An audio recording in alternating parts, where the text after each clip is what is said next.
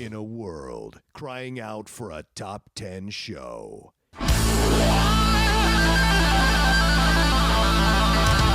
John Rocha and Matt Knost are here to bring you the top 10.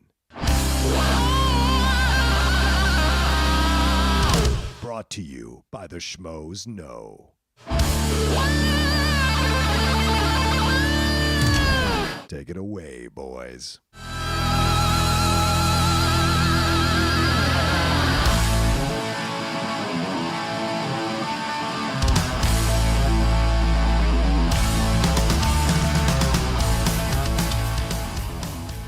Welcome, everybody, to this week's edition of the Top 10 Show. I'm John Rocha. I am Matt Knost. And we are recording once again at a secret location here in Burbank that is also possibly the Collider Studios. There's green on the walls, and there's cameras, and there's TVs. So I'm imagining Green on the walls? What do you mean? I mean, there's green there. On that specific? On the set walls, on the set, I suppose. yeah. Yes, so it's on the set walls. Sure. So. Are we painting a picture? Okay. Then there's the other set with the fake wood paneling that goes behind. It looks classy. Yes, yes. I like that. The Brian Ward posters. Sure. And all over the background, and umpteen cameras and lights and computers and stations and all kinds of random things. Right there's the parquet floor where I got tackled. Oh, is that what we're calling that? We're calling that parquet? I didn't realize that. Are they going to make a top 10 jersey like they're doing for Chicago where they put the parquet? Or not yes. Chicago, pardon me, Boston? Boston, yeah. Have you seen those jerseys? Yeah, they're Some incredible. Of those are dope. Yeah, I know, Some dude. of those are so great. You would love that shit, so I know you'd I love to can't get wear your it. hands on I one like of those. seeing it, but I can't wear it. No, You know what I you're a mean? Chicago When was fan. the last time you wore a jersey? A jersey? I've Yeah. never worn a jersey. Exactly. Well, I mean, Liverpool, I do wear the soccer jersey occasionally. I have those, but I don't wear them every week or when I go out. I don't go out with them. But if it's a big game, sometimes I'll wake up in the morning, put it on, and Yeah. walk out to the living room and watch it. But Well, I don't it's go a out in shirt. public. There's a reason you don't wear a jersey. Yeah. Because you look ridiculous with a T-shirt underneath it. Yeah. And you're a grown man. You're not wearing a jersey out in public. So it doesn't come up all that often. But I see jerseys all the time. I know. Well, I'm saying for me, I guess. Oh, okay, fair. For me and you as Yeah. well. Well, you're too cool. That's the thing. It's not too cool. It's No? I'm a grown man. My arms don't. I don't go out with. That's ridiculous. That is ridiculous. Well, a lot of grown men wear jerseys that are married and That's have fine. kids and Teach you know, the their whole thing. own. Yeah, Trust me, yeah. I am look at you going, you are a grown man. Yeah. When you walk past me, put a shirt on.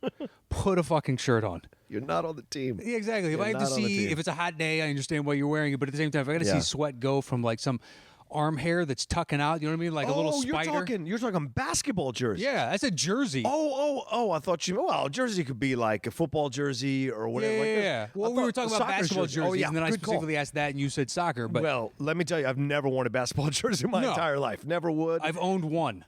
Oh, have you? One. Was it Jordan or No, it was Jamal Mashburn. Oh, interesting choice. I lived in Lexington when he was in Kentucky, and Right. then he went to the Mavs, and I actually randomly ran into him that summer between. I was wearing a hat, Right. a Kentucky hat, so he signed it for me. And then how I was already a Mashburn fan, and then I Right. just became an even bigger Mashburn fan. And he was there when it was Jamal and Jason Kidd, right? And Jason Kidd went to UCLA.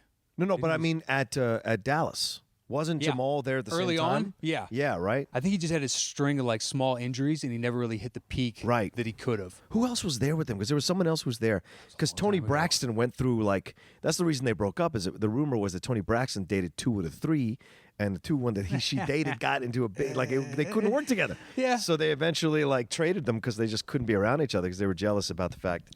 Well, you know what? And Tony Braxton back at that time was quite. She quite a thing. also apparently hated the Mavericks and wanted to break that team up. There's a little Apparently. potential run before they got Dirk. She was a Spurs fan. Oh, yeah, exactly. Something infiltrated. They paid her the long con money. That's right. Not a problem. Maybe even the Lakers. I wouldn't put it past the Lakers. You never know. In this town, yes. Yeah. That was a Without a great doubt. team. That was a great team. Have you seen the new stuff that's going on with Paul Pierce and Isaiah Thomas? What specifically? Well, apparently they're going to retire Paul Pierce's jersey. yeah, and then in do the February. tribute video. Right, and Paul's like, I don't want to share the night with Isaiah. Good for Paul. Yeah, I feel like that's why are they so stupid? Teams sometimes why would you want to do a tribute video for Isaiah Thomas? I get it; it's his family, it's when he's coming back. I get it, but I think didn't move it to another night for Paul Pierce. And why is Paul Pierce wanting to retire his jersey in LeBron's face? Well, yeah, that's Is why. that what it is? That's why. That's why else? Because I'm sure he gets his choice. Which game would you like to retire your jersey at? Of course, I would pick another night.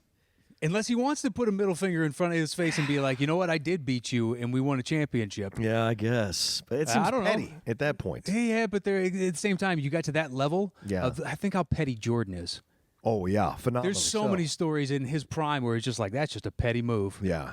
His Hall of Fame retirements or his Hall of Fame speech was... It's one of the worst things you're ever going to see. It's one of the most uncomfortable, like, dude, like, calm down, man. Well, his touch with reality is so far removed that he hasn't been a real person in 25, 30, 35 years. It's a good point. He's been so isolated since he was, 22? Yeah, Because he was huge when he came into the league and became one of the most recognizable faces in the entire world for a long time. Right. Do you think guys pull the same stuff now than they did back then? Like, do you think like Jordan, the rumor was that he had a different woman in every city, in every NBA city, that players that would made so much money back in the 90s that they would put up these women in hotel, like they would put them up in apartments, so they would be waiting on them when they came into town during the season. Do you think that happens now? Sure. Really? Yeah. Okay. I feel like that's How could you not? completely Look, changing. I know of guys that do it that are, famous. Oh. And they do it over Instagram. Oh, wow. Yeah. Like they DM on Instagram. Someone hits them up or something, and they've met him somewhere, and they're like, you know what, I'm going to be in Miami coming up in 2 weeks. Damn. Okay, I'm home that weekend or I'll whatever the clear case out is. space. Yeah, I've known other guys that have flown girls in. What? Yeah, up to I know one buddy that did it in Canada, and she was from somewhere down south. Huh. Just flew her in To hang out for the weekend. For a night of it or a weekend of enjoyment. Yeah, And then back out. And then she flew back out. Interesting. It's a crazy little world, man. It is. If you can afford it, I guess, and people Look, are and both sides consenting are adults. Exactly. Both sides are happy with the exchange. Yeah. So to You know what I speak. mean? That's fine. They can do what they want with their lives. Exactly. Yeah, I don't need to regulate that. I just don't want to know. Okay, you do that. Trust me, I don't want the story to go further from here. Right, right. Well, maybe I do. I don't know. Well, we had a big episode last time, Matt. The Q&A episode was like 2 hours, a little bit over 2 hours. Yeah. A lot to talk about, a lot we went through. And I think we answered pretty much all the questions, so that was good. We answered all of them. We got some good feedback. How was your 2018 starting out, man? Are you hitting the ground running all of a sudden, or what's... It was nice to be gone. Yeah? It's good to be back, but at the same time, it was nice to be gone. Right. And just not have to do anything for days on end. I forgot what day it was after a couple days. Holy shit. Just completely zoned it out. Don't care. Wow. Don't care. Because I was gone for like 6 days, 7 days. Right. So just enjoy it. Yeah. Because when people are like, yeah, it's Tuesday, be like, wow, it doesn't feel like a Tuesday. I don't care. It just feels like some amorphous day, and I'm just enjoying Right. it. Like It was 6 great. Saturdays in a row or something like that. Basically. You're like, oh, basically. It's Basically. chill. And then when it gets to Sunday, it's not even that bad because Yeah.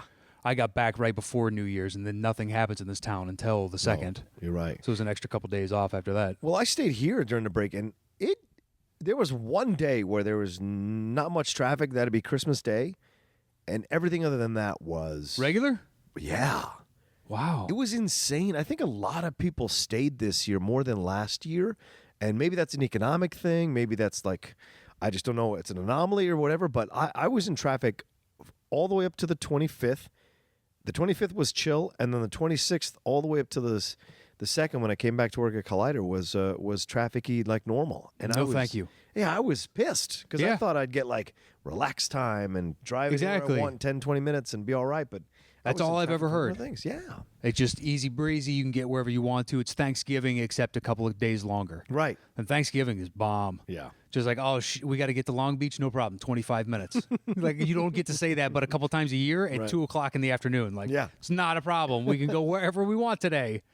Sky's the limit. Yeah, it is. It is a weird, freeing feeling after living here because somebody hit us up, Dan Nye on Twitter. And Oh, he's like, Dan. oh, I went to an audition that was, 90 minutes away. Oh, yeah, yeah. Or whatever the case was. Yeah. Or no, it was It was 3 hours. 3 hours. wasn't it? Yeah. I think he said it was 3 hours round trip. Round trip, okay. Something like that. Or maybe it was 3 hours there, 3 hours back. I don't know. But I was like, dude, I've done 3 hours here in town. One time going from Silver Lake to Santa Monica and then getting back. Yeah.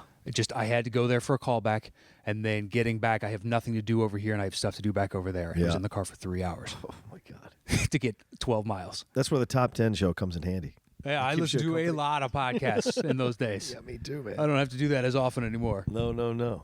Well, this week we wanted to do, Matt reached out and was like, we should do one of the Patreon lists again because, like Matt was saying last week, January is a shit month for movies. Yeah. There's not much going on, so Matt suggested we look at one of the Patreon people and look at their lists, and we sent out. I sent out a bunch of emails off the Patreon till we get back, and we did get back a pretty good list from Andrew Hayes, and he wanted to do the top 10 Liam Neeson movies, which is in honor of the Commuter coming out, I guess, this weekend. Yeah. So it kind of lines up. So it kind of worked out. And the reviews seem to be pretty decent for that so far. Oh, yeah? Yeah. Good. I haven't looked at anything yet. I was hoping to get a screening next week.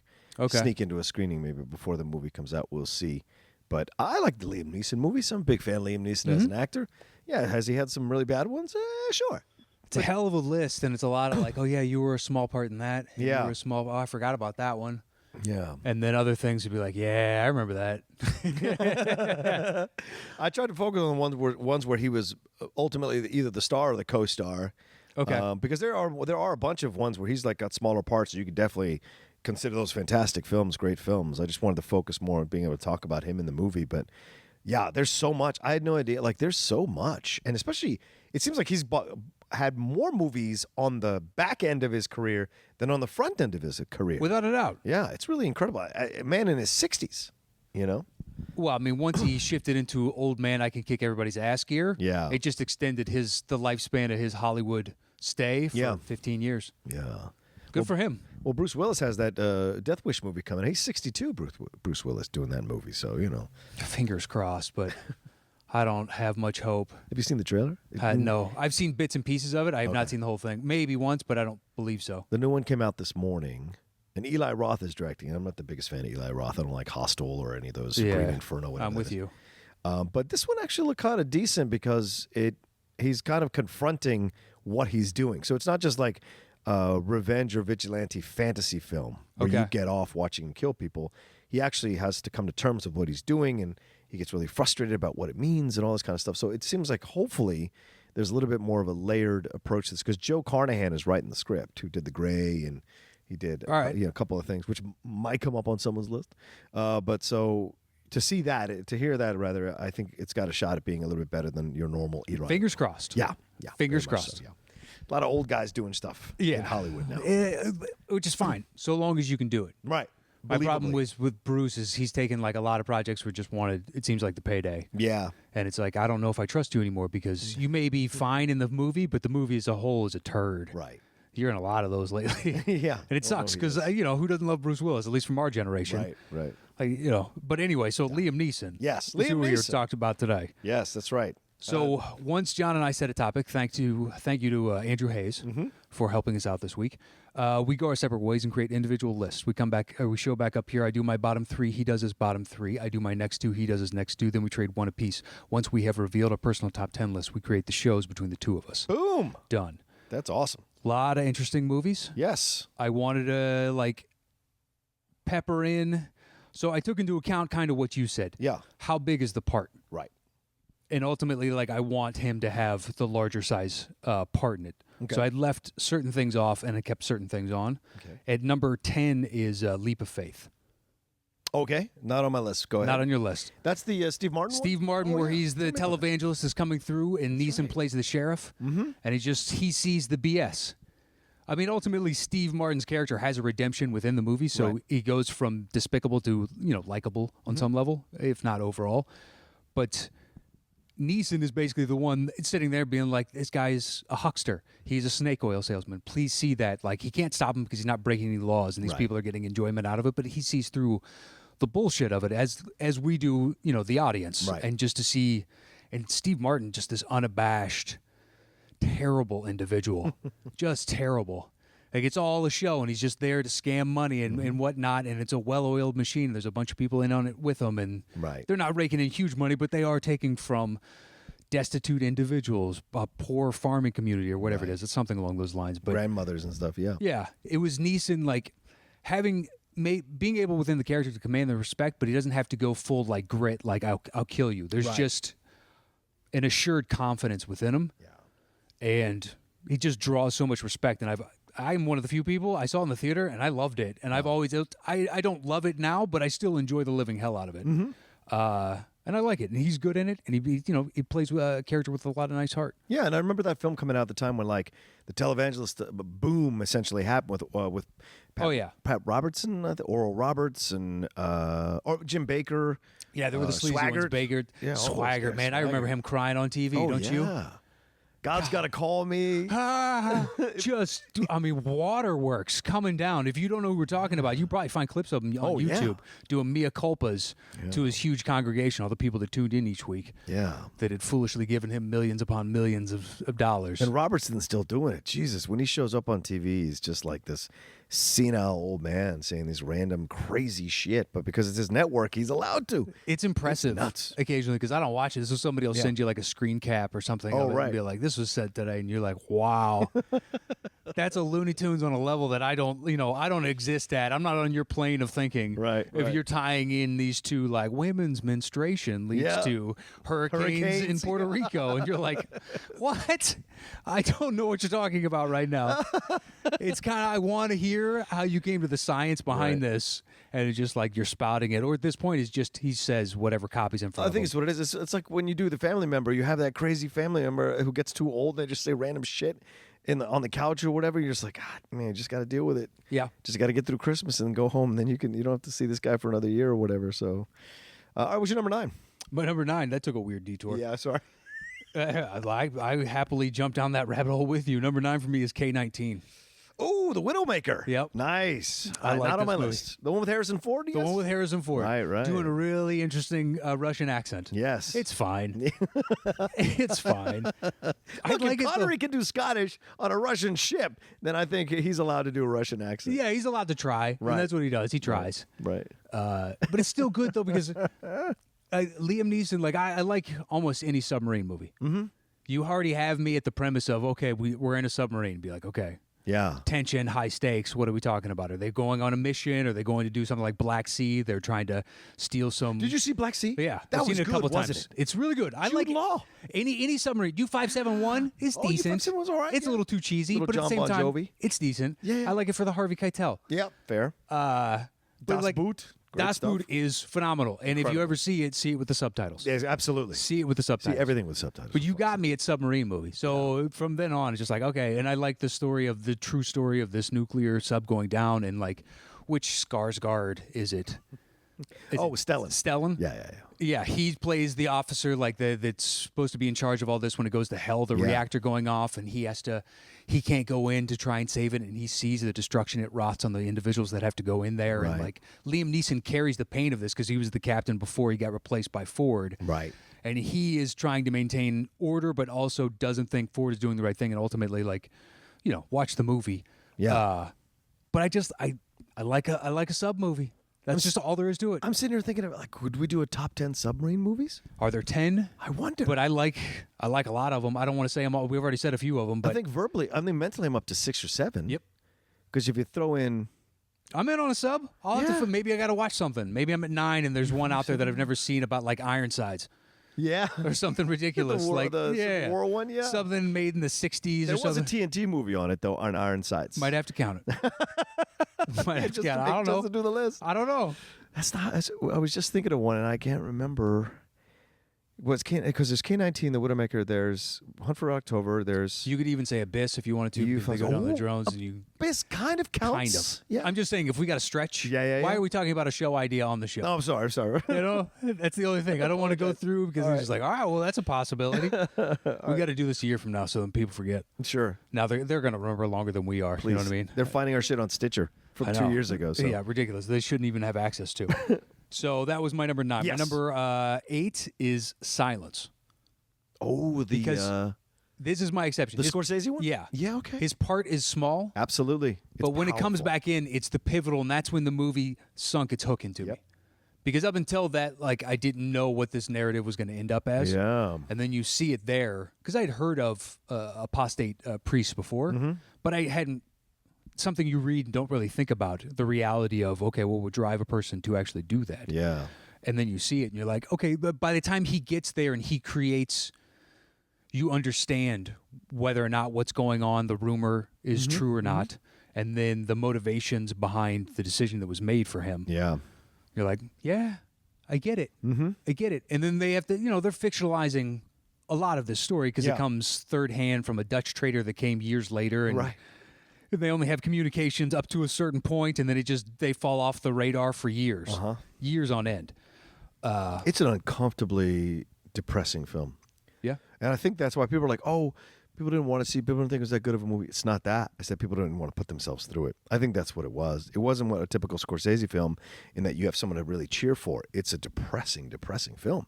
And I think a lot of people just didn't want to put themselves through it at Christmas time. I mean, it's such a terrible time to release it. Maybe. I mean, what do you want to take your family to go see Silence? Like,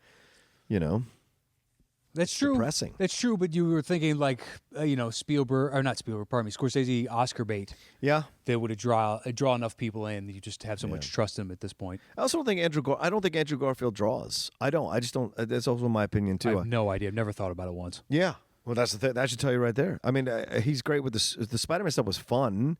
They weren't good, necessarily great movies, but they were decent movies. The first one was good. Second one, you can go one way or the other on, but like you can go one way on. Okay, we're fine one way on. But I don't think he's the kind of guy that you put him as a lead in a film. People are like going to gravitate and run to see the movie. And I Heartbreak, think or not Heartbreak. What was it? The Mel Gibson that came out last year. yeah. Why am I blanking on that name of all names? We got a match coming up, man. You got to shake it off. I know. Ridge. God. Hacksaw Ridge. Hacksaw Ridge. I was sitting there going, Heartbreak Ridge? No. Right. What? Hacksaw Ridge. Yeah, that was a good movie. Yeah.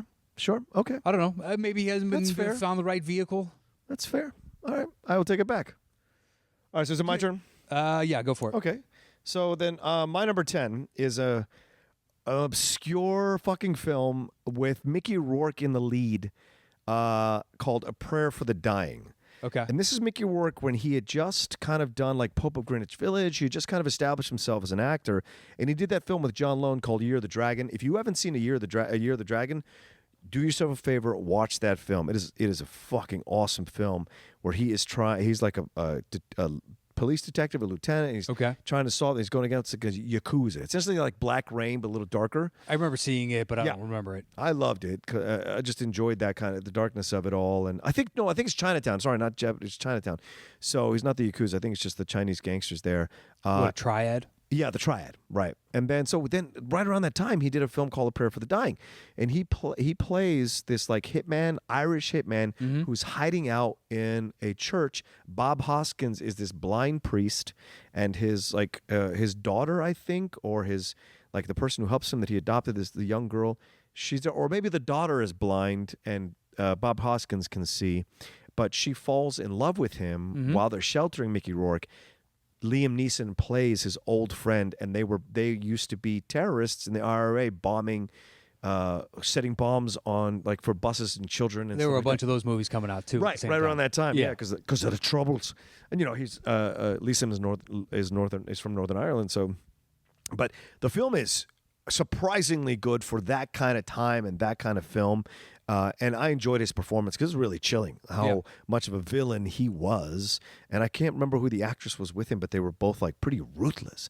And it lets you see like these people commit these acts of terror or have to go to a whole nother level about removing the humanity before they do it. And I think Neeson did a great job. And of course, the confrontation with him and Mickey Rourke in the church with Bob Hoskins, it all happens in the church, which of course is metaphorical and symbolic and all that kind of jazz. And so I just love the church is what separates them. Right, exactly. So that's a film. If you haven't seen it, give it a shot. If you can find it anywhere, it's probably only on DVD or one of those illegal sites.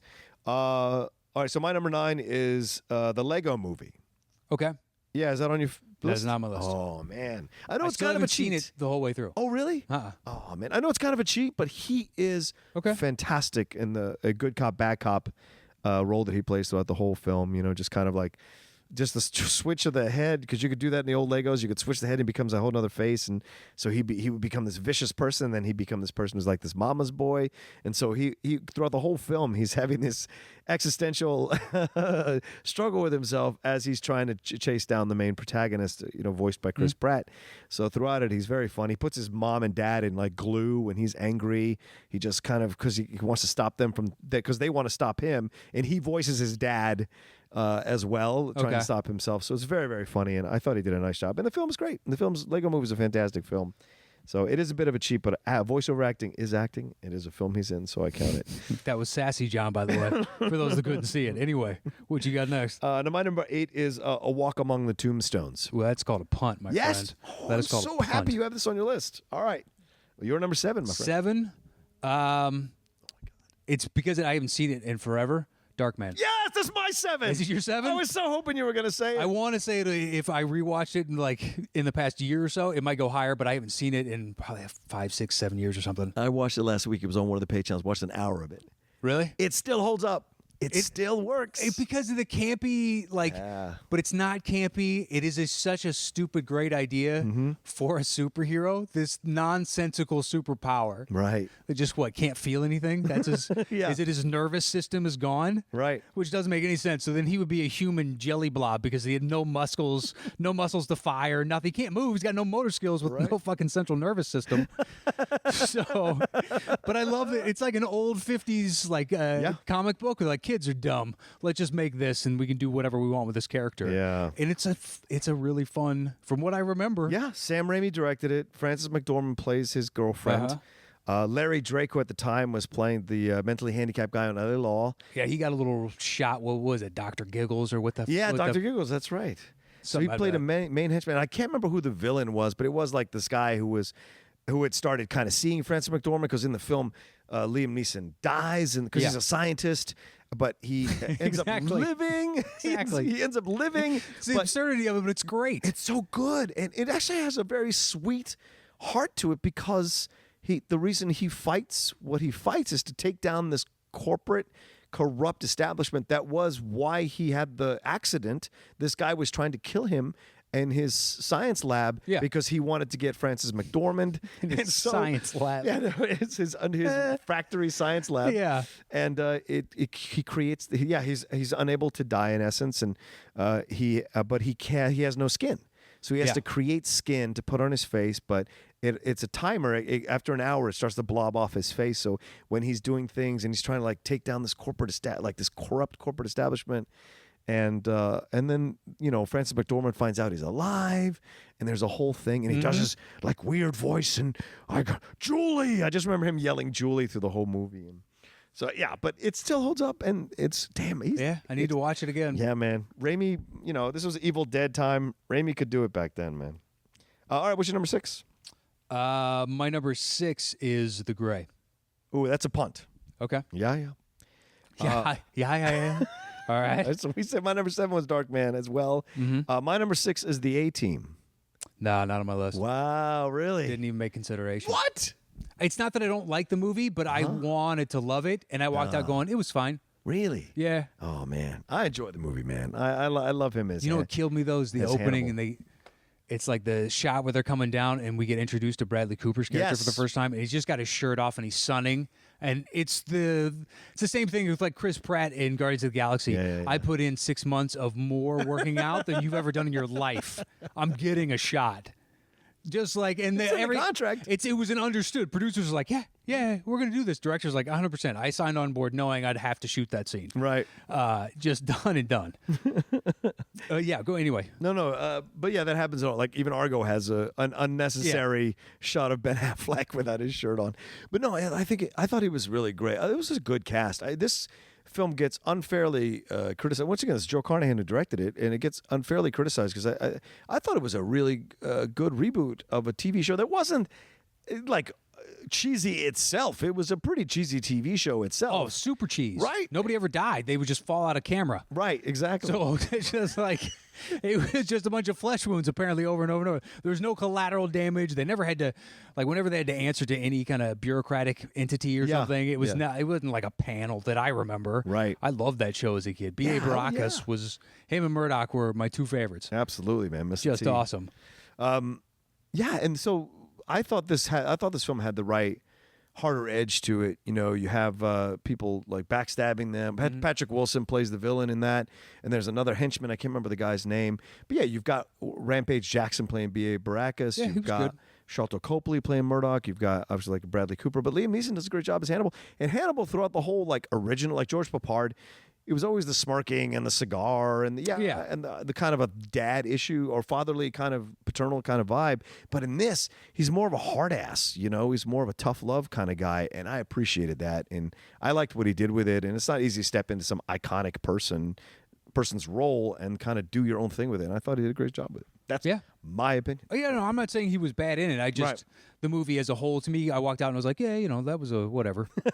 Like I saw it and I'm not unhappy that I saw it. Right. But I was just like, oh man, this could be really good. They could have a lot of fun with this. Mm-hmm. And when you see Neeson and then Bradley Cooper and you're like, all right, they bring on a Rampage. Why not give him a shot? Yeah. And Copley from, you know, District 9. Yeah. Just like, all right, I'm on board. This is a really interesting, fun cast. Yeah. I don't know. Maybe had they been given the opportunity to make a second one, I would have fallen in love with it. I wish they had. Yeah. I wish number 5. My number 5 is probably going to be a punt for you. Taken. Yes. Okay. Very much so. So then my number 5, I don't know if this is going to be on your list. Love Actually. I wanted to. Yeah? I really did. Okay. That was flirting. If I'm going to go for a small part, Silence wins out because the movie as a whole hit me harder. That's fair. But Love Actually is just like, you know what? When I think of that movie, he's, you know, one of the first two, you know, people that I think of. Yeah. For me, I just like, because this is a color we don't see on him a lot. This kind of like really sweet dad type vibe. We never see Liam play that in a lot of his films. And he's done like 81 films, 87 films.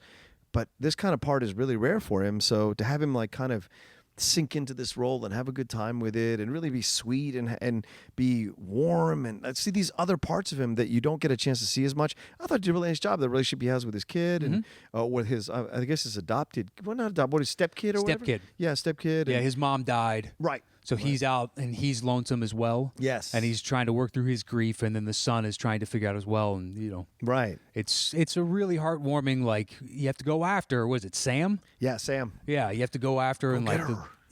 learns to play the drums, and the payoff at the end is if that doesn't get you, then you don't have a heart. That's right. On some level. God damn right. People try to argue Love Actually. I just go crazy about that. That's one of the few massive ensemble holiday movies that works for me. Because that's a lot of the others. That took a lot for you to say. I could tell your face. That took. Well, I mean, you got like New Year's Eve and Valentine's Day. Those are terrible. Yeah, but you could do this over and over and over Sure. again. Sure.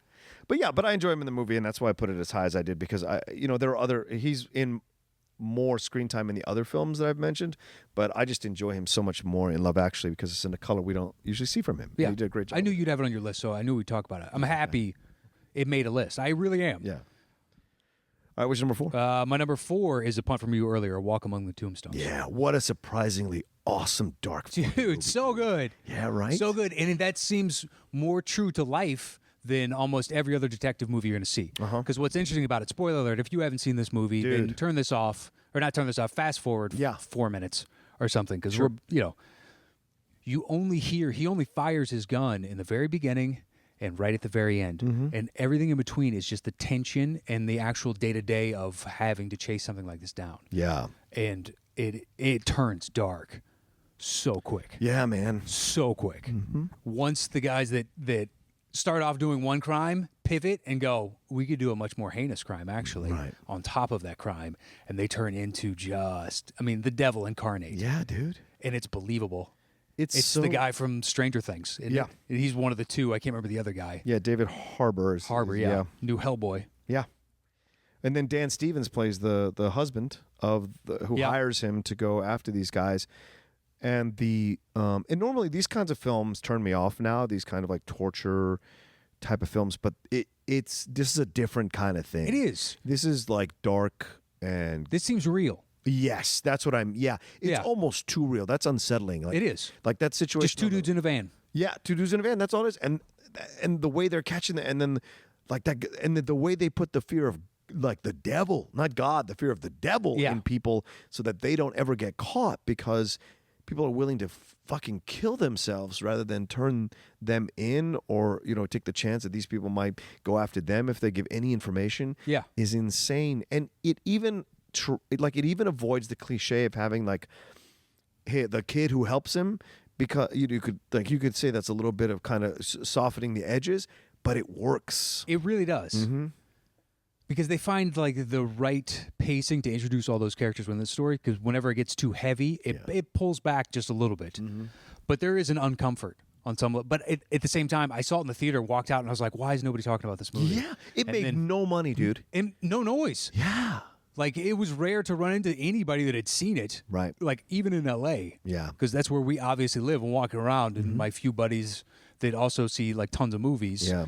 Because I got other friends that'll cherry pick. They'll see all the big ones, but I got a couple buddies who just, like, something piques their interest almost every week. Yeah. So they're out all the time. Right. And they were like, yeah, no, I saw the trailer, skipped right over it. It's like, dude, go see it. Yeah. Go see it. I did the same thing, brother. It was in and out of the theaters before I got a chance to see it. I'd seen the trailer. I really wanted to see it, but it was gone by the time I got. So I watched it on, I think, on Netflix when it came on Netflix or something. I just put it on one night, and I was like, Jesus Christ, this is better than a lot of the other stuff he's done. Trust me, you need to see it in a theater. Yeah. Because the amount of encompassing feeling. I saw it with like 10 people spread throughout. Yeah. So it was like a desolate fucking theater, and the loneliness and the space around you added to the effect and chill of the movie. Especially like when he's going up to that the pigeon coop Yes. with that kid, that whole like if that dude hasn't done this, he's done something. Right. And that's the worst when you run into somebody like that in regular life, Yeah. and you're like, this dude has definitely done something. I can It's the worst vibes. It is the worst vibes, and you're like, you know what? No eye contact. I'm going to go about my business. I'm going to get out your way. It's amazing how we can feel that when we meet people, man. Yeah. No matter how, if you're empathetic or not, you just sense it on a kind of, it just vibrates on a whole like level, like inside your body, man. You see enough things and be like, I've met dudes like you, and enough of them that doing a lot of same things you're doing right now, and 9 out of 10 times it leads to trouble. Yeah. For like the aggregate of all those dudes that I know that are like that. Right. I don't hang out with those dudes that often anymore. That was like high school and college stuff. Oh man, being in the military, you run into those guys. Oh man, I can't even imagine. Matt. I can't even imagine. Yeah, Matt. There are some dudes you run into in the military. You're like, yep, I'm not going near you ever Dude. the fuck again, man. Living in San Diego, like, so one of my buddies was in the Marines, but then I knew 2 or 3 former Navy, Army, whatever, just all lived down there. I was around them a lot. And the type of like light types of things that they were used to doing in the Army were so strange on some level. Yeah. They had a habit of whatever you were doing, they would come up and just slap you in the balls. Yeah. Oh, And you're yeah. like, oh, they did it to me one time, and I turned around, I was like, you do that again, I will fucking knock you out. And this is a Marine, a former Marine, but he was just like, that's fine. Yeah. That's fine. You don't play that game. Yeah. And I was just like, no. We know each other, but we don't know each other. Right. I would only let that slide. I can't even imagine who I let that slide with. Yeah. Like that. I'm not 16 anymore. That shit isn't funny. The shitty thing that guys used to do in the military, man, it's a whole nother ballgame when you walk in there. You know? I can only imagine. Especially with me, because I don't come from a family that's a military family, and I did it to kind of escape a situation that I was in, to lose weight, to kind of figure out what I would do with my life. Like, I was in a bad way when I joined, and I had no idea the culture I was walking into. I really didn't. I mean, I saw Full Metal Jacket, but that's the Marines. Like you tell yourself one thing, Yeah. but it's easy to give yourself the story as opposed to the reality. Yeah. Because I can imagine some of it, but there are little things that would escape me, even being as old as I am, and how many times I've thought about it. Yeah. Which is like, the reality of this situation. I've never pondered from that perspective.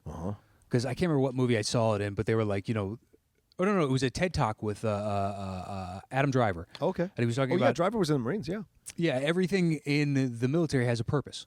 Every single thing that you do, the reason that this has this many things of this is because it's honoring that. And the reason that you have to do this specific thing is because of that. Yeah. So having a purpose-driven life in everything that there is, there's a reason that we crease this because of X. And you're like, wow, every detail has been thought of. I can't imagine living in that kind of structure.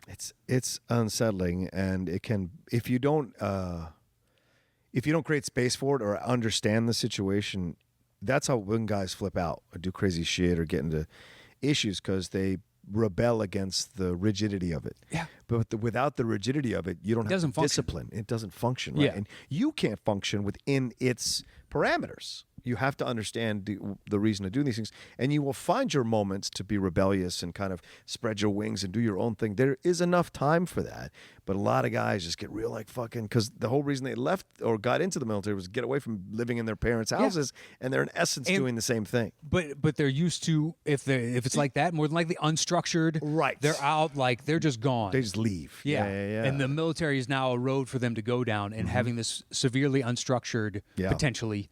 But I'd assume that's a lot of people. Yeah. You know, And there's some weird people in there, bro. Like, we had a guy, his name was it Johnson or Jackson? This black dude. He was a wrestling champion.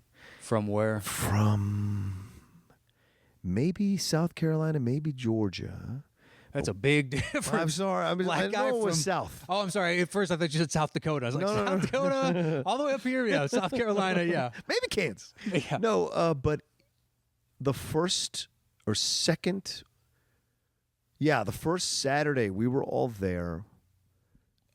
He went room by room and challenged one person in the room to wrestle him to show his dominance. Right? Now, I had wrestled in high school, and I had to. Did you take this guy on? I had to take him on. Why did you have to? Because no one else would do it in the fucking thing. And he was intimidating guy. And there was a piece of me that was like, fuck it. Like there was always a piece of me that's you like have that. more respect than those other guys because you know you're walking into a David versus Goliath kind of situation. Absolutely. But it also speaks to the other guy because he's so insecure that he has to exert his physical dominance because he's worried about something else, some other fissure in his facade. Well, he had to feel like he was dominant through the whole situation, so he wouldn't be like caught by surprise by anybody, right? I think that's what it was. Too. That's how he could function. That's one guy. Yeah, one guy. That's one guy. And so we wrestled. I wrestled him to the first kind of couple minutes was kind of a draw, and then he got a couple, and I was like, cool, and I acquiesced on the next two moves. And when it was done, he actually I earned his respect by actually challenging him, giving him the fight. And by the end, we actually became friends. I think it was Jackson John at the time. I think you should show up now, find him, and go full. All right, you called shots last time. Now go full Rokanopoulos and be like Greek style, and you just cover in oil, and you just have that white. It's not quite a thong, you know what I mean? It's not a sarong, whatever that is. You just go full Greco-Roman on him. I realize that's actually what you could play that part, and ergo I can see you in it. Absolutely. And he's out of his element at that point. You know what I mean? Slapping my breasts. You take him down. Let's go. You slapping my breast. My oily breasts. Let's go. Yeah, that's gonna make just a huge whap every time. Yeah, but then at the end you get that round two, bitch. They take that knife that's not a knife and they scoop all the oil off. Of your gladiatorial body. They used to sell that as an aphrodisiac. I'm sure. I'm not surprised. Yeah, oh, Jesus. It was crazy. There's a lot of stories about the military, man. A lot of fucking Oh, we could do this all night. I got a million more questions. Oh, yeah? Yeah. Go ahead. Well, you want me to tell you one more thing? Sure, go for it. The weirdest thing I learned. I got too many questions. I have like 17 firing in my brain right now. Go ahead. Advanced training is when that happened with that guy. That's AIT, right? You do basics like 6 to 8 weeks, depending where you go, and then you go to advanced training in the AIT, what they call advanced individual training. That's wherever you're going for your MOS, which is what you're going to be, right? What your designation is going to be. That's usually a 2.5 month thing. Okay. But it's a lot more relaxed, right? The basic is like you can't go nowhere. Yeah. At AIT, you can go away on the weekends to do whatever. You're not supposed to leave more than 100 miles away from the base, but that's what you're. But we already know you broke that rule. Yeah, I broke that. Multiple times. But the weird thing in basic was dudes would pee on each other in the shower to show to fuck with you and dominance and all this. It was the weirdest thing that I've ever experienced. Like I remember I was just showering one time because you had to shower quick and basic. You had maybe 2 minutes, and cold water. There wasn't enough time for the fucking hot water to heat up. So you would work out, you would do you would do all the skills all day. You would do all the training, all that kind of shit. Then do workout, PT, and then you'd go in the shower and you'd have to go in and out because the food would be so quick. You'd have to eat quick, jump out, all those kinds of things, dude. So one of these things that dudes would do to fuck with you is they would piss on your leg while you're in the shower. Do you go from day one? Do you go 59 more days or whatever the case is? At the end of day one, when does the countdown begin? Because for me, that's all I'd be like, all right, because everybody does it. Right. Even if they're like, no, I was there for bullshit. Yeah. At some point, you're like, this needs to fucking end. When does it end? Yeah. For me, I had to acclimate myself to the situation. It took 2 weeks to acclimate. I had to figure it out and kind of surrender to the situation a little bit. Yeah. And kind of. You have to. Yeah. To understand the rules. Exactly. People might not believe this because they know I'm kind of emotional, kind of jumpy. But when I'm in a new situation, I chill the fuck out. I sit back in myself. That's exactly what I do. Yep. And analyze and then find the pockets and figure things out. And then I make my moves or make my connections or become friends with people. But it takes a little bit of time. So for me, I just kind of kept to myself and did my thing. A guy in the station had given me a New Testament Bible. Okay. So I would read that all the time. Like one of those little small green ones that you usually get. Kind of mini leather bound. And so I would be reading that all the time. That was my way of escaping from everyone else. And so because I was deathly afraid that I would end up like Private Pile and Full Metal Jacket, because I was kind of overweight when I got in there, and I was a little worried that I was going to get my ass kicked. I wasn't going to be able to do the skills, do those kinds of things. Yeah, but if you had wrestling background and whatnot, you had certain innate muscle built up at that point, so you were athletic. Yeah. So you could bounce back. Like that's just I would assume at least. Yeah. The naivete of a young man. Yes. Just not knowing. Absolutely. Be like, trust me, your body's going to bounce back. You can rely on it now for certain things because you've already built it up. And if you keep building it, you can rely on it for other things down the line. Which ended up happening, which is why I was able to relax more and then start counting the days till I could leave. But yeah, the first couple of weeks were a little strange. So reading the Bible, people kind of, because I was worried that people were going to fuck with me, or because there were dudes that were huge in that. I mean, there were huge motherfuckers in the military. And I'm sure there's tiny little guys, and there's awkward ones, and ones with like the caved-in chest kind of thing walking around, and like overweight guys. Yeah, huge. When you have that wide a spectrum of individuals from a cross-section of the entire country, wherever they're sending them from, I don't know if they go by region or they do try and just intermix as much as. I don't remember if they did by region. I know they don't anymore. The foul, like the stupidity of World War I, you don't, like a town can't sign up as an entire platoon anymore, because if they get shelled, the entire town just got destroyed. Yes. So they stopped doing that, and then eventually they got even down to families. You can't destroy a family by that. Right. But I wonder if they then try and spread every unit out with huge. I think they did, because there were guys from Jersey, guys from Kansas, guys from Minnesota, and I think a couple of out west, and we were co-ed, so there was women. Oh wow! Yeah, women and men. The women were in the first floor of the barracks. The men were in the second, third, and fourth floor, because also there were multiple platoons. Yeah. So all the women would stay in the bottom floor of the barracks, and we would all stay in the top 3 floors in the barracks. This was at Fort Dixon, New Jersey, and but true to form. I ended up hooking up, so whatever. It's inevitable. Which is really, it's inevitable. She was beautiful. She was beautiful. Her name was Kai von Sydow, blonde. Okay, now you're just making up names. I'm not. She's an Austrian duchess that just happened to be. She was beautiful, man. She was this beautiful. How can you not be with that kind of name? Are you fucking kidding me? I was like, what are you doing here? You should be out fucking modeling. A name like that, though, you could sell me on any type of, she had this olive complexion with dark hair, or she's a blonde with fair skin, or she's a. That kind of name is like, I don't even know. It sounds like a princess. Yeah. How do you want to paint this picture? Yeah, a blonde with blue eyes, beautiful, and she was from Seattle, Washington. I remember that, and so I had been like kind of macking her for lack of a better term back in those days, for like the last month of basic. I just been like, whenever we get next to figure out conversation, then I'd start to flirt with her a little bit, and then eventually the last night when we graduated, my friend Jason and I. We rented he was my, like, you get paired up with someone. So we rented a hotel room, and Kai's friend, I think she was Native American, and she was in the military as well. We were all in the same kind of barracks. We just rented a hotel room, and then the both of us had sex with our girl right there in the hotel room, because that's what you do when you're young. You're 2 adults. Yeah, that's there right. are 4 adults, right? That's right. 4 adults having fun, drinking, and doing life. Yeah. But it was a good experience, a good way to send me off to AIT in Fort Gordon in Georgia. So yeah, the military was full of shit, dude. It seems like a lifetime ago. I literally could keep going. Anyway, I have even more questions, but it's just like what kind of discussion we want to have, because I've got all kinds of. I can go technical if you want to do that, or I could go into the philosophical or the. Philosophical. I got questions for days. All right, maybe we'll do that on an Outlaw Nation sometime. Yeah, that'd be great. Where did we leave off? That was at my 4. Okay, so speaking of Liam Neeson movies, yeah, it's all right. People they'll enjoy that. Right. My number 4 is Batman Begins. That's my number 3. Okay. Yeah. I mean, what are you gonna say?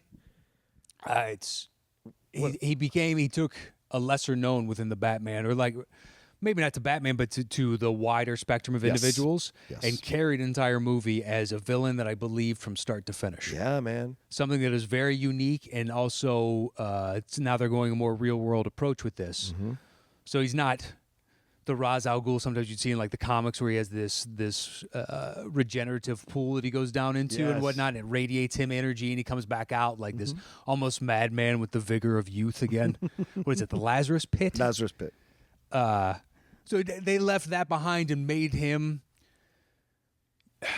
a figurehead, part of a succession of figureheads, that as long as that threat is real enough, then you can continue on. You know what I mean? You can't cut the head off this snake because it's more an idea. Right. It's almost like Walking Dead. I am Negan. Like they're all Negan.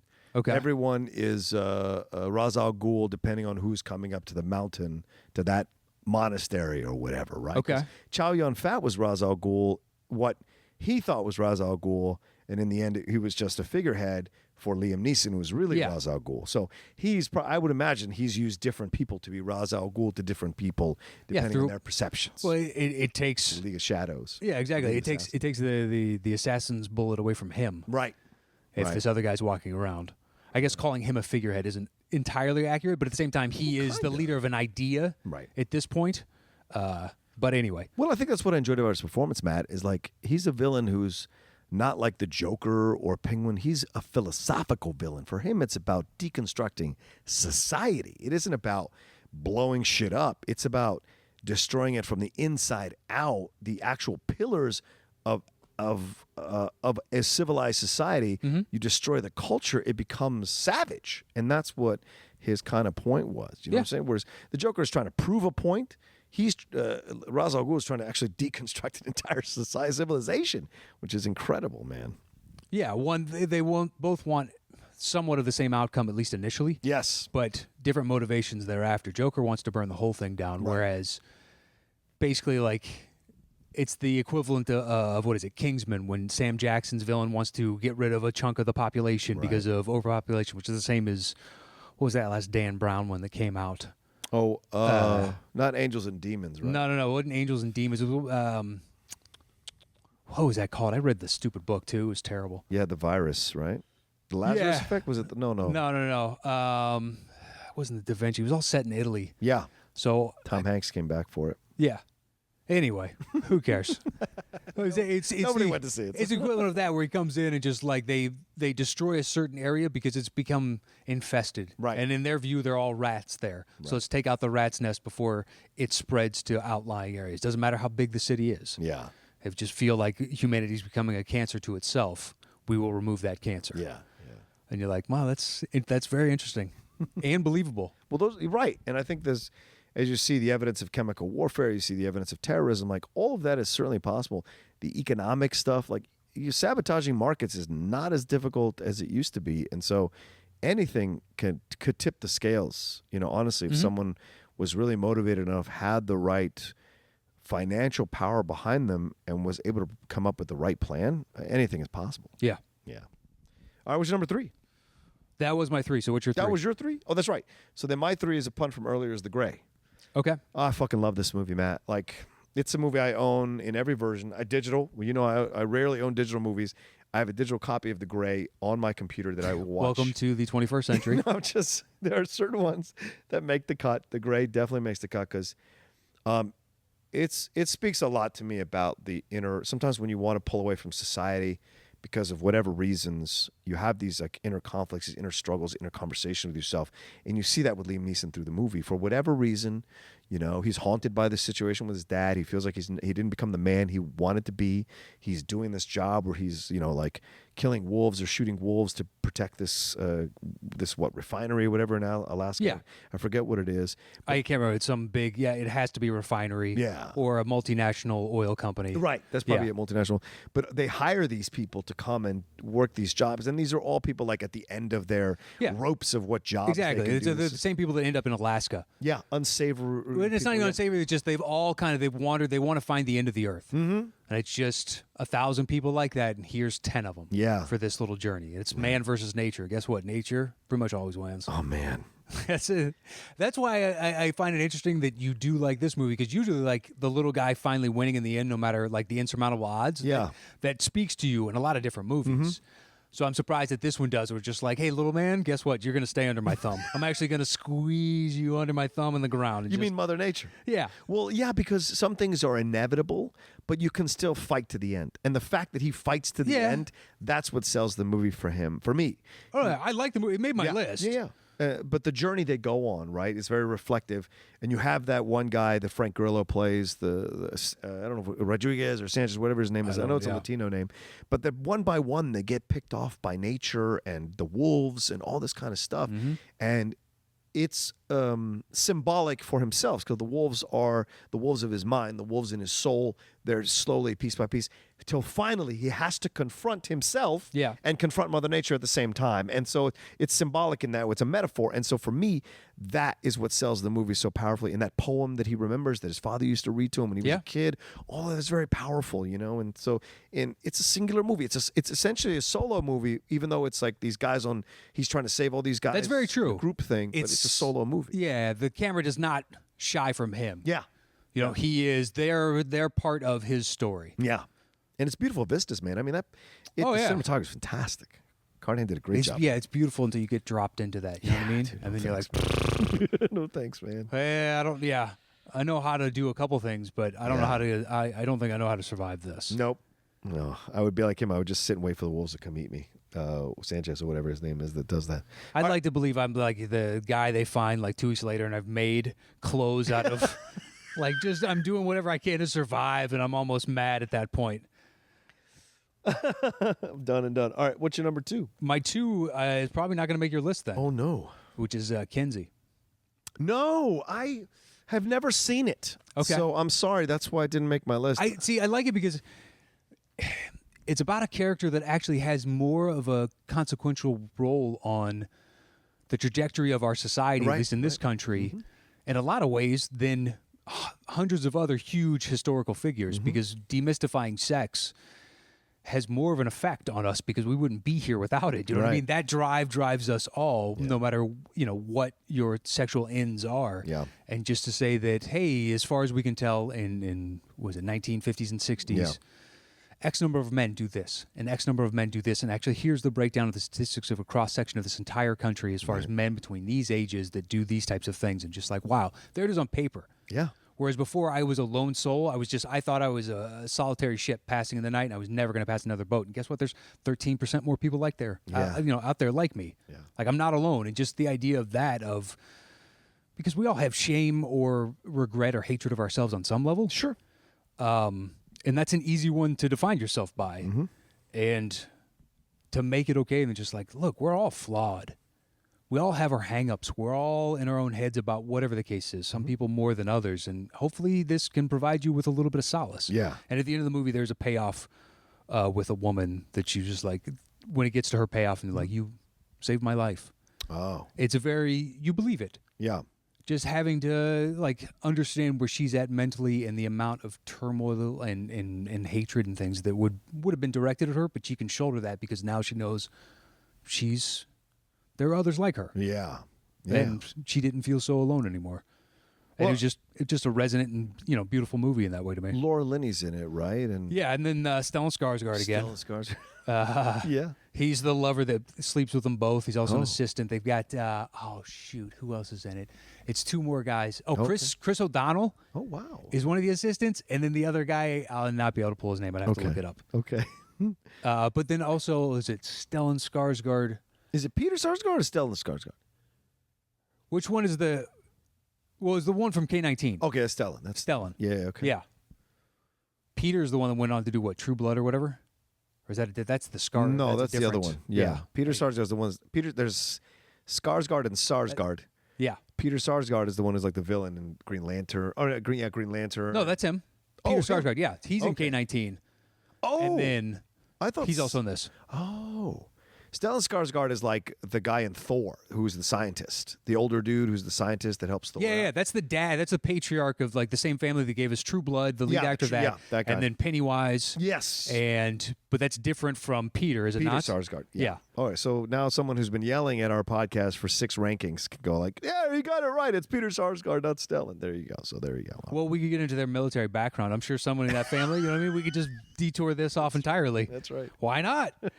But anyway, just that in it's Liam carrying the entire thing and see somebody that's it's good. Like sit back on a nice quiet evening, and just enjoy the progression of like they try and go over the course of his life, but they go through the beginning pretty quickly, which I think they needed to do, and just get to what we know about as opposed to drawing that section out. Interesting. Okay, but I liked it. John Lithgow's in it, plays his dad. I'm trying to think who else. Isn't Masters of Sex this based on like the Kinsey stuff? Different doctor. Oh, it's a different doctor than Yeah. him. Okay. Well, that's a doctor. He's a scientist. Oh, right. Okay. You know, he's Dr. Kinsey, but I think he's a biologist by trade. But this is fascinating too, man, because like there would be no reason for a sex doctor if we didn't have issues with our Puritan. Yeah, this Upbringing, country's creation. puritanical. Exactly. You know, our genesis was that in this country, Plymouth Rock. Yeah. You know, those guys were driven out of, you know, Great Britain and other areas because they were too fanatical Yeah. about their beliefs. They came here and How ironic. flourished. Yeah. We're such a rebellious country. How ironic.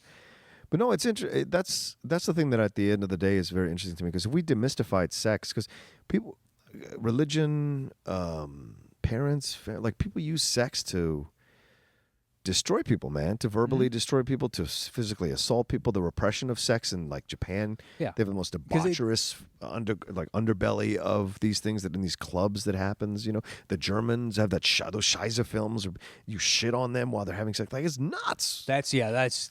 But That's all born out of a repression, man. The thing is, though, the human mind is so depraved. With what you're talking about, the Scheiße, that's the least. That's nothing. Like the guys that exist in the world are like pish posh. That's the words you can come up with, and I don't want to know. I don't want to know. Where's the midget? Like, what? It's not even. It's just like she's just pooping on a table. That's well, it. guess what? You know, there's still fun to be had there somewhere. You're like, okay, no, there's not. At least in these eyes. I gotta change that channel. Yeah. Oh man, this has been an interesting podcast for us. You can tell we've been off for a while. Yeah, we're man. shooting the breeze. We're sitting back and relaxing. We're enjoying ourselves. Oh, I already know what your 2 is. Let us know. do you? Yeah, What's mine too? it's my punt from number 5. It is taken. Taken. Wow. This still holds up, dude. Okay. I still catch it and watch it on like TBS or TNT.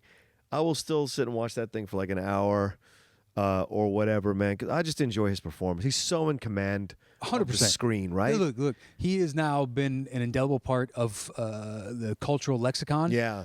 Since this came out, like I will find you. Absolutely. And I will kill you. Like that has been. You could say that everybody knows the entire. Even if they haven't seen the movie, Yeah. they've seen a clip of him on the cell phone saying that into. Yeah. Yeah. I mean, it's. Yeah, the other 2 films are terrible. 2 and 3 are absolutely horrible. 2 is one of those you see it and you're like, that's not so bad because they're coming out with a 3rd. You know what I mean? Kind of things. Then you Like, see the 3rd, you're like, Jesus Christ, why did they even bother? well, I mean, it was a paper thin premise from the beginning. I went to see it in the theater with like 4 other dudes on a dude night. It's a dude night. Like we'll get drink and then we'll go watch the movie. It's a dude night. And people were laughing at the film like an hour into it. Like it was incredible to watch it was at ArcLight, to watch an ArcLight audience turn on a film, and then we're all sharing this experience of laughing at this film that is not a comedy in any way, shape, or form. We're just laughing at the ridiculousness of it, and that at least they made it enjoyable in the end. I did that to me and my buddy went to see Rambo when Which one? the one when Stallone came back after all the years and they're just going down the boat, and he is literally. The violence gets so cartoonish. It does. They're trying to paint it through this realistic lens, and like dudes, he's blowing dudes' legs off from like 75 yards With with a these 50 huge. cal. Yeah, but it's not one dude; it's like 17 at a time, and it's like that dude lost a leg, that dude lost both arms, and it's just like just one shot cleanly just severs it right at the hip, and you're like, perfect shot. Yep. It was so over the top that we were just me and him and I don't even know how many like percentage wise the audience, a lot of us just when it bubbled over, just laughing. But I did that at the Raid because I didn't know how to respond. Oh my God, the Raid was great. Yeah. Just laughing of like, oh my God, I can't believe just bashing his head in 17 times as it goes down, but it looks so real. And I remember we got to the bottom, I was like, oh my God, like kind of like I don't know how to respond to this emotionally, but that was awesome. I think the laughing is the way you respond. 'Cause you're like, Jesus Christ, this is crazy. I love it. Rocky was different. It's just like, this is so ridiculous. I love it. Yeah, but I just like the way he he plays the dad. And you're right. That's not just the dialogue became iconic. This he's essentially been playing this character for a shit ton of movies ever since. Like he really revitalized his career with this part, and he's done other things, but this is the one, because then you could put this in Run All Night, you could put this in Nonstop. I'm sure in The Commuter he's going to be the same kind of thing, where he's like, I've got to exact revenge for what's happening here on the train. He's going to do all those kinds of things, and people love it when he does it right. Like Walk Among the Tombstones was part of this kind of thing. Yeah, but when he does it right, have it's really well all done. of the. Like, he's in a pocket right now where the movie is the same over and over. It's kind of cookie cutter. Yeah. So Walk Among the Tombstones, to me, was a venture outside of that, but still carrying the force of that type of person without having to do the super fast action, like, I just beat off 3 dudes. Right. He's really good at it. Yeah. At his age, too, no less. It is insanely impressive. Yes. So I believe it every time. I'm not taking it away, but it's just like, for me, Tombstones was just a departure from that. But taking there's a reason we all loved it. Yeah. I don't know a single person that likes movies that saw that and didn't enjoy themselves. Yeah. Because when I looked this up, what is the Rotten Tomatoes on this? Oh, I don't even know. I can take a look. I want to say it's like 60s to low 70s max. Right. Max. Probably the audience score is higher than the. I would have to assume so. And the critics are just wrong. Because look, by what metric are we saying it's like the greatest movie of all time? No. But for an action film, this is what you want. What could have slid into cliche B movie Yeah. actually is elevated by Neeson's performance. Yeah, he created a new kind of, archetype. Right. On some level. Like, not really. 58% 58. for the critics, 85% for the audience. 100%. And I think the audience is right. That is an 85 to maybe an 88 to me. I agree with that 1,000%. It's only a 90-minute movie, too. Doesn't need to be any longer. Exactly. He does. I don't what he need does. backstories. I don't need, you give me what you want. Was it Famke Janssen? Yeah, Famke Janssen. Who's the girl? She's Maggie from Grace. Lost. There you go. Maggie Grace, yeah. Yeah, when she gets super hot. yanked out and she's screaming, Oh, yeah. just brutal. Just brutal. Yeah, and that's the thing that the film does really well is it doesn't soften its edges when he gets to these people that are doing the terrible things they're doing. And sex trafficking is a real thing. People get kidnapped all the time who are visiting other countries and get sold into sex slavery, and this is the rest of their fucking lives, man. And there's a lot of organizations that try to stop sex trafficking from happening all over the world, because there are countries that turn a blind eye to it because it brings a lot of income into their economy. So it's crazy. People are assholes. Yes. The world over. True. Yeah. Ugh, this country. Anyway, all right. So I imagine our number one is the same. I would certainly hope so. God, yeah. There was no other option. Right. As soon as this comes up, be like, okay, well, that's my number one. Right. Like, that was the only one I didn't have to think about on some level. Right. So it's Excalibur, right? Beautiful film. No, it's just- Is he in that? yes, he's in that. I don't even remember him in What? that. He's Sir Gawain in Excalibur. Dude, I haven't seen that in so Really? long. So Dude, long. that's a staple of mine, man. Is it really? Oh, yeah. It's the best King Arthur film ever fucking made. I don't know that there's been I mean, First Night was terrible. The King Arthur one with Keira Knightley and Clive Owen was horrible. yeah. And then this most recent one I didn't was see the most fucking recent one. piece of shit. It didn't. I'm sorry. Is terrible. Excalibur, John Borman, because it understands the cheesiness of it, but also has like respect for the material, and that's really great. I'm literally trying to I got nothing on Helen that. Mirren's in it. Unless you want to go some Robin Hoods, because then that carries over in the timeline, does it not? Even the Robin Hoods don't. No, I don't think so. No, It's later on. Yeah, Robin Hood's not medieval times. No. No, well, I think Robin Hood is. So what is it, Sir? Is it Richard is gone? So It's then a there's Lionheart. yeah. Right. So he's gone, but I think he would have been in the sequential line of his father would have been, Arthur or right, something right, along right, those lines. right. Yeah, I think it was later on. But yeah, anyway. it's tough. I'm having trouble trying to think of Yeah. What? I'm trying to think of what? Who's in it? one Arthur that I even Oh, because I haven't seen Excalibur in so long, and I'm like, Right. what's a good one? I'm blanking. it's the only one. It's the only one you need to know about. Patrick Stewart's in it. Unless you want to give me Sword in the Stone, but that's the. Oh, I love that movie, but it's not. It's not what you're talking about. No, That's the prequel. they can't get it right. Excalibur's the only one who got it right. People love Excalibur. Just letting you know. Just letting you know. Well, at least one person I know of. There you go. There's a million people who love Excalibur. Right now, 100% of the people I know that have seen that Yes, love it. that's right. So this Kaboom. thing, I don't need to look it up on Rotten But Tomatoes. the Roca tomatoes. Roca tomatoes. It's almost like Roma tomato. We might have something there. Holy Look, shit. If there are any tomato producers out there, we put your head on a tomato and a little hat on top of it, and that's just right on the side. Outlaw Romas. They boom. Oh my god. Oh my god, it's a whole cottage industry. telling you, I need to be your business manager, but Please. I'm coming up with a lot of these ideas. Anything you create, you're more than welcome to take at least 40% off. All right. Anything you create. All right. Because if we can sell it, 40%. Well, I'll I mean, take look, 60. if we know if any listeners out there are actual tomato farmers, and you're looking to pitches for a new advertising campaign, Yeah. we got ideas over here. So you're already listening to us. You're a fan. Yeah. We can make something happen. Done and done. Yeah, or a top 10 show. We're willing to. We're flexible. We you know what? We'll work with you. Yeah, exactly. So our number one is Schindler's List. Yes, Schindler's List. Without a Absolutely. Not even a question. Yeah, it's not even. Dude, it's a film that he should have won the Oscar for Best Actor. Right? Because he didn't win. I don't believe so. Yeah. And so, right? He didn't win, did he? I don't believe so. Okay. Yeah, Look but it up. His performance is just off the charts, man. It's to see the worst in humanity, and you were turning a blind eye to it before, but then once you saw the atrocity up close and personal and saw the human damage, Yeah. the collateral that this war was wreaking at home as well as away, and just like take stock of yourself and everything else around you, and he's just slowly the transformation of the character from failed businessman that just wants to get something off the ground and make a success of his life to then finding true meaning in life is not that. It's the connections that you have with others. Now, in his case, it's saving other individuals from the guillotine. Mm-hmm. And not even guillotine, because that'd be humane compared to what the Nazis did to Jews in concentration camps of World War II. Yes. So at the end, when he has that, it's every time this pin. And he pulls off that gold Nazi pin. Yeah, and man. Just like it could have saved this many people, and you're like, oh my God. The whole film and everything that happens to him in that film leads to that moment on the train on the rail when he's like looking at all the people he's saved. But it's not enough. It's not enough, and that's because he could have started sooner. Mm-hmm. He could have saved more. And now looking back at it, just like I can't. Yeah. I can't make money off of this. Right. That's not these are people. Yeah.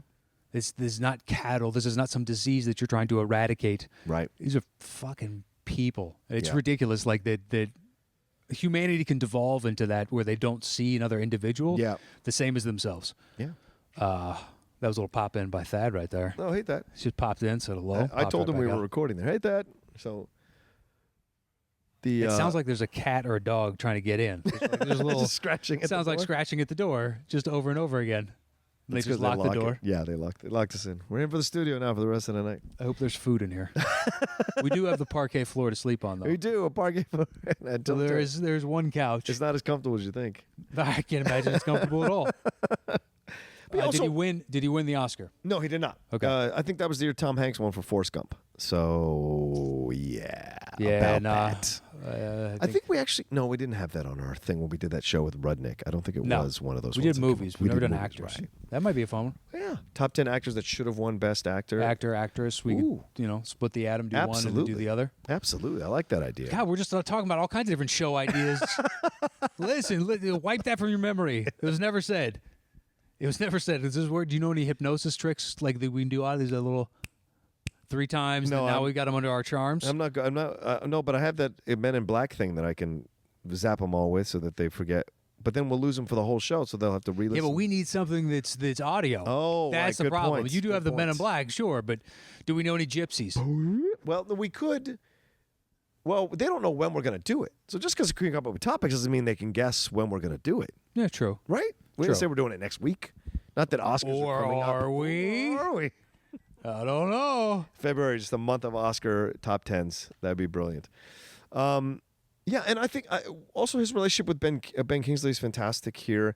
What he does with Ray Fiennes. I mean, the whole tightrope he is walking. Once he decides to do what he's going to do, because he's an unsavory character. He cheats on his wife, cheats at business. He initially didn't only wanted to help them because it helped him financially. Yeah. He's got all those kinds and then when he realizes it, then you're on board with him because he is charming. He is gallant.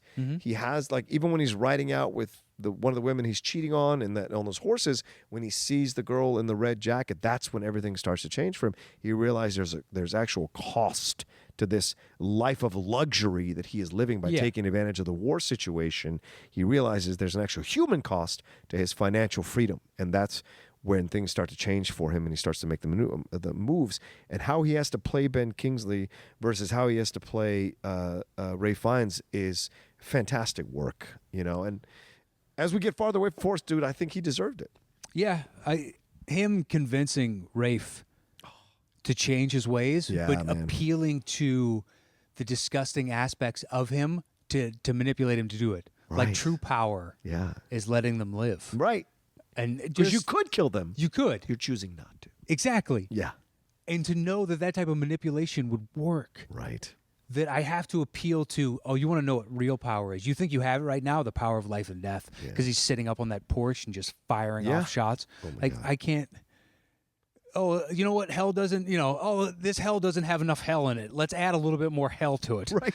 So like, Jesus Christ, how much can we take? Yeah. It's amazing that anybody on some level survived that. Yeah.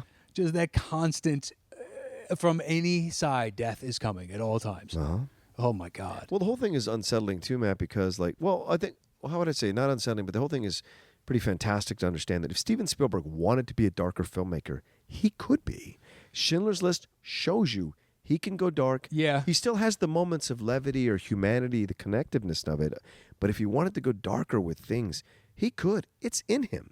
It's just not his choice. But with Schindler's List, he understood he had to show the horribleness. It's a personal story. Right. Yeah. Right, because he's Jewish, and he had to show the horribleness of it so that people understood the how terrible it was. You couldn't pull punches. You had to show it, and so that when he makes the change, it's worth it to watch. It's redemptive. Yeah. Very much so. Yeah, we've talked about it before. Mm-hmm. We'll end up talking about it again just because it's an excellent movie. Yeah. And even the choice to do it in black and white then is like a juxtaposition against, life isn't black and white. Right. And we always look back, it's just this, but this tale is truly moralistic. There is a right here and there is a wrong. Well, that's a great point. Yeah, it's the reason that, at least I assumed always, that this is black and white to me. And they only see that one streak of color right in the very beginning, the girl in the red jacket as she runs past, and the rest is just this stark, bleak outlook for the future. And in the end, when they're at the grave, we come back to color. Really powerful. Yeah, it is. And they're setting the stones. The first time I saw that, man, that got me. Yeah, of course. Just like watching that, and they're paying tribute. It's like, have you ever seen the clip of there was a doctor or something like that in Great Britain that ended up saving a bunch of Jews as well. Oh, yes, and then they surprise him by showing up at this. Yeah, and he doesn't know. Right. He hasn't met them. It's some British show, and they stand up around him, and he's kind of befuddled as to what's going on. I broke in half when I saw that video, dude. You see that, and you're like, you think your life... you had impact, but to see the impact actually before you and all of these people genuinely looking at you with nothing but love. Yeah. Nothing. And the gratitude, the best is if you got a large enough, population of them again, eventually generations would be upset that they had to put nice clothes on and be there. You know what I mean? It's like any family event. You go far enough down the line, younger, but it's like the 17th cousin of this, and be like, why do I don't even like Spielberg or something, just some kid upset that he has to be there. But at the same time, just it's you don't see moments like that. No, of course not. Where there is nothing, in that moment as an observer through the lens of time, looking at it. I wasn't there, but you know, intrinsically. Yeah. And to see that. That's the powerful nature of it. It is. Yeah. Yeah. George Bailey discovered at the end of It's a Wonderful Life. There's a lot of people. I watched that over Christmas. You did, finally? I watched that over Christmas. My wife was like, you want to watch It's a Wonderful Life on Christmas Eve? And I said, yes. And? We watched it. I liked it. Yes. Dude, the pacing is excellent. Yeah, I know. Excellent. Mm-hmm. Like, that's the part that blew me away the most. Mm-hmm. It's just the fact that this story actually, in lesser hands, they would have cut this 5 minutes here, this 10 minutes there, and it would have been a much shorter movie. Absolutely. And you know what? By the time you get to the end, you're like, you needed to actually spend time because it deviates from making these people caricatures. Yeah. It makes them more realistic individuals. Mm-hmm. And so impressive to see a movie from that time actually succeed at that for these eyes. That's amazing, dude. Yeah, and the more you watch it, you start to catch little things and little scenes. I can only imagine. I'll watch it next year. That lay the groundwork for stuff, Yeah. And you'll be blown away. I always knew it was good. Yeah. I'm just actually amazed that it's better than my expectation. Yeah. Maybe somebody will put it in a Thunderdome. Since I got screwed over, maybe somebody will put it in a Thunderdome. Anyway, all right. So let's we gotta put this list together. between the two. I was putting down my list as if we're over. Who's banging this time? Do you remember? See, the funny thing is, Yeah. so the last show was the one where you played it, I believe, that we had to bang because it Yes. was 2 shows ago. Okay. I don't remember the outcome. Do you? Oh, no, I don't. Fucking hell. Oh, that's fantastic. I'll bang. I was don't give a thinking shit. about that at the start of the show, and I was like, you know what? I don't even know what the banging is because of that. It was so long ago, and because we did the Q&A last. All right, so there was There's no banging on that Q&A. one, so it's All right. been a couple weeks. All right, I have no problem. You write it down. You have the pen. right, Obviously, so Schindler's Schindler's- is one. Now, what do you have? What do you have number 2? I have Kinsey, which you don't have. We both Right. have Batman Begins at 3-4. But I've taken it 2. I have that at 5. Where you got Okay. Batman Begins? 4. So our 3-4 is higher than Okay, so you want to put Batman Begins 2-5. there? I would assume. Don't you see it that way? 2-5 or 3-4? Yeah, I guess so. But then Taken, Yeah, 100%. and then your Kinsey, and then Kinsey at 4. Sure. Since it's that high enough on the list, we have to pay it respect. So what's your 4 then? 4 was A Walk Among the Tombstones. That's my number 8. You had Gray, right? Oh yeah, the Gray was number 3. What was that? Hold on one No, second. so the Gray should be there next then after Kinsey. What are we doing? You have Gray at what? I'm sorry? 3. I got that at 6, and then Walk you had at 8. All right. Yes. The Gray then next, Yes. and that's at 5, actually. Oh, okay. All And then what? Walk Among the Tombstones? At 6?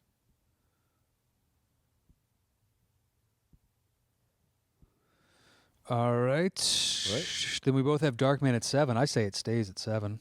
Darkman? Yeah. Yeah, that's fine. All right, so now we have what? 8, 9, and 10. I have Love Actually left at next at number 5. What do you have next? I'm sorry. I'm just going through this and It's making okay. sure I haven't screwed anything up. Yeah. You have what next? Love Actually at number 5. All right. That'll be number 8. Okay. So what do you have next? I've got Silence Okay, next. that's fine. Number 9. All right. Then what do you got? At 10? Mm-hmm. Oh, I have 18. What do you got left? I have 18 left. The Lego Movie and Prayer for the Dying. What do you have left? I have K-19 and Leap of Faith. So I have K-19 at 9. That's my next highest. What do you have next highest? 18 at 6. But we could put K-19 there because a lot of I want to fight for 18, trust me, but I also think a lot of mine have gone a little higher on the list than yours on this one. So Okay. I'm happy to acquiesce and put K-19 there. You know, I should have put Run All Night and taken Prayer for the Dying off. I bet Run All Night, but I wanted to give sometimes I want to give love to a certain films that are like, that are still kind of obscure, but I think they were fantastic and they're worth rewatching for people who listen to us. Maybe they go back and discover it or something, Yeah, so we're good to go. Good. Let's Yep. do it. All right. I'll do the banging. The top 10 Liam Neeson movies. Yeah. So how are you going to do this? This is the first time without a table surface anywhere. Oh, here we go. All the way over there? Let's see if You we'll can make- record. I can scoot you over Okay. Thank you. to right there. There we go. Perfect. At number 10. What list is this? Did you already do the falsetto? I heard sorry, I was moving this. I'll do it again. Please do, because I just screwed that up. The top 10 Liam Neeson movies. Yeah. At number 10. K-19. At number 9. Silence. Yeah.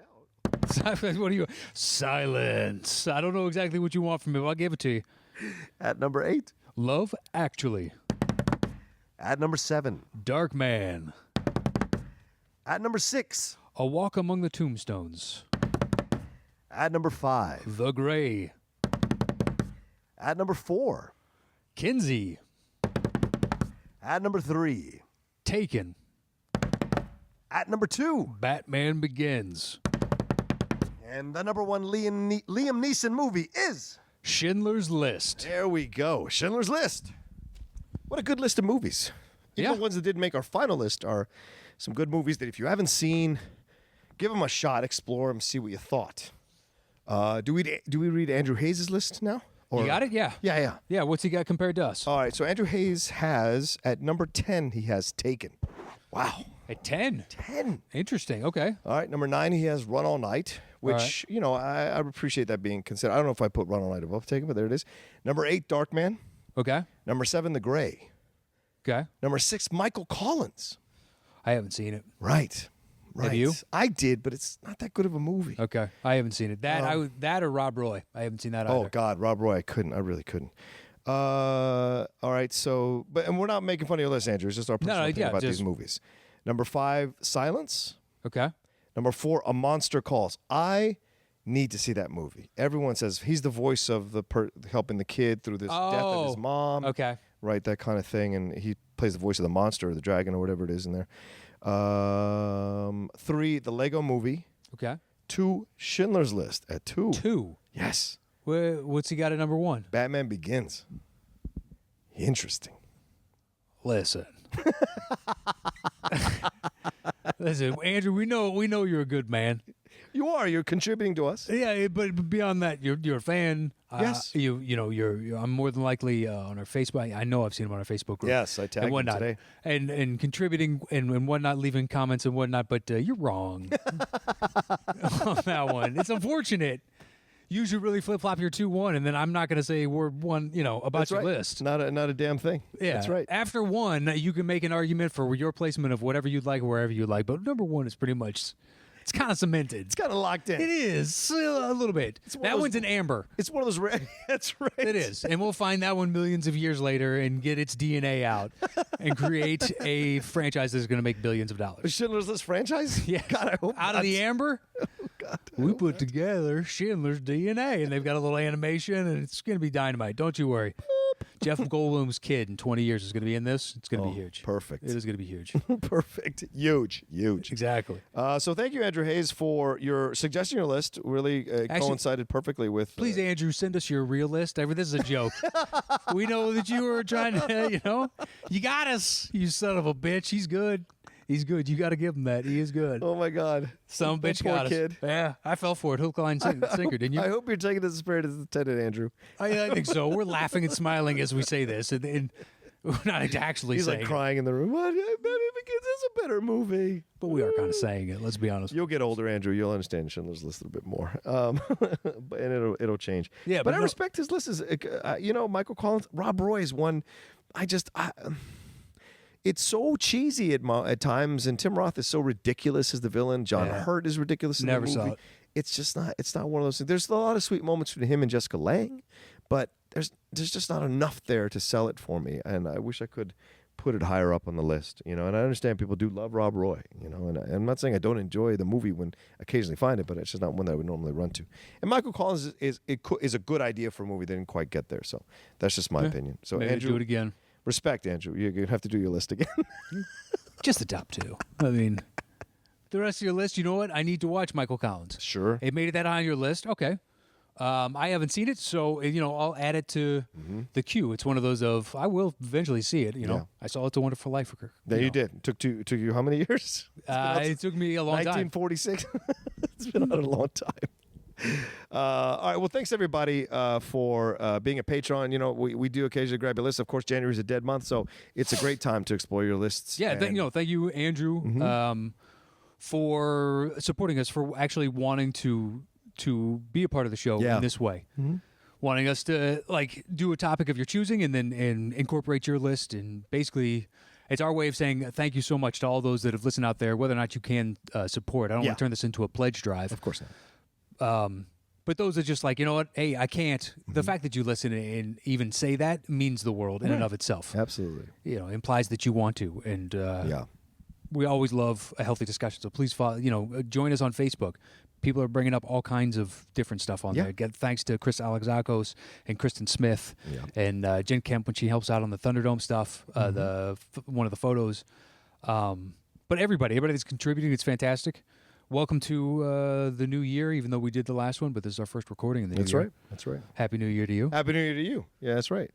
Thanks so much. I echo everything Matt said. It's been great to see how much more active you guys have become on the page.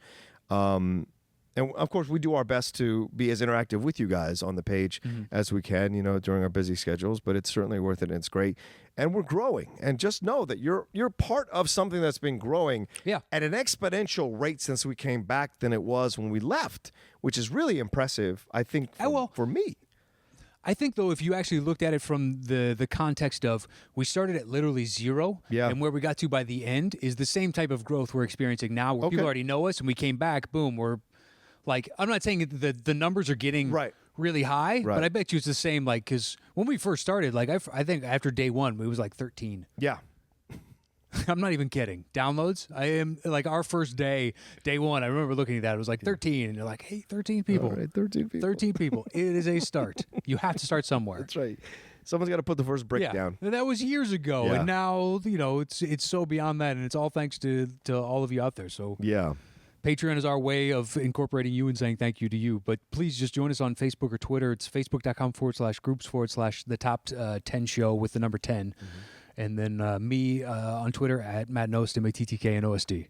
Yeah, you can find me at The Rocha Says, TheRochasays. And, Matt and I are, we always come up with great plans for the show. I think this year there's going to be a lot more guests this year, I would imagine, because people, as we make friends through the Schmodown, as people come and listen to our top 10 podcast, they want to come on more. Yeah. And they want to, and, apparently there's this rumor that Christian Harloff wants to come on, and I don't know if that's going to happen. Yeah, there's some rumors that just need to stay buried. Really? Maybe, maybe not. We'll see. We'll see. We'll see.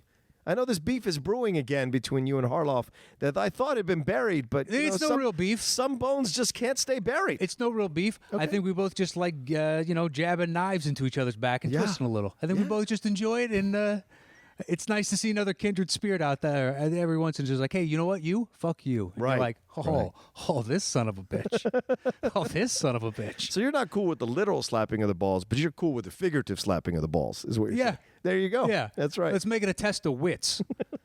A true measure of a man. That's right. It's not who's got the biggest dick. It's, Who's got the biggest brain. Yeah. The quickest, the sharpest tongue. How do you know how to use it is the real question. Yes, exactly. Yeah, I like that. He said somebody said, "Hey, Arloff, I listened to the show."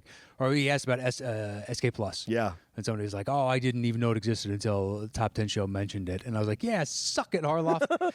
For no other reason. We're on his, it's a network him and Ellis. I saw it. You did in capital letters to make sure he noticed. Just to do it, he just texted back. I loved it. It was a GIF, and it just said some kid, and he opens up like a pad of paper, and just says, "Nobody likes you." And I died laughing. I was like, "That's fun." They had put a smile on my face and made me laugh. That's my favorite part of Twitter. I like talking shit every once again with another person that likes to talk shit. As long as I know them. Yeah. I'm not offended by it. You can say whatever you want to me as long as we're friends. Exactly. I do not care. Exactly. You're better at that than I am. Yeah. Okay, well, thanks everybody for listening this week. We'll be definitely back with a new episode of the Top 10 Show next week. And keep sending us all the stuff, comments, share this with your friends. Keep us growing. Please do. Talk. And I've heard rumors that you guys might want to run this by some of your professors or your film. Great. Let them listen to our show. If anything, maybe it turns a lot of people on to movies. Have listening parties. Get together with some of your friends, put us on, have some pizza, some beers, and put us on in the background and laugh along with us. That PEN, the yes, thank you. Yeah, the police guy. Yeah. Well, why aren't we playing that in the prisons? You know what I mean? Get it out to the people. That's a captive audience. Exactly. I don't know if we want to make our fan base, not 15% felon, but it's a discussion. I'm not sure what the contributions would be from that for the Patreon. I'm a little concerned. I'm not worried about that. Cartons of cigarettes. Ears is what I want, baby. Ears. What?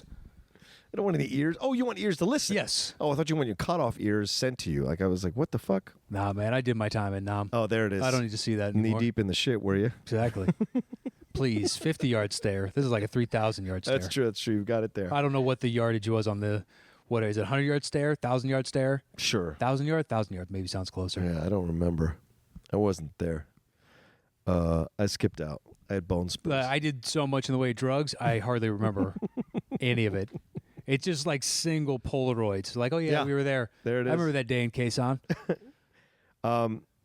What else? Oh, yeah, we're on the SK Plus podcast channel. We got to promote that. Please leave us comments, leave ratings, all that stuff on Apple. It really does help the podcast network and then helps us as well. You know, a rising tide lifts all boats.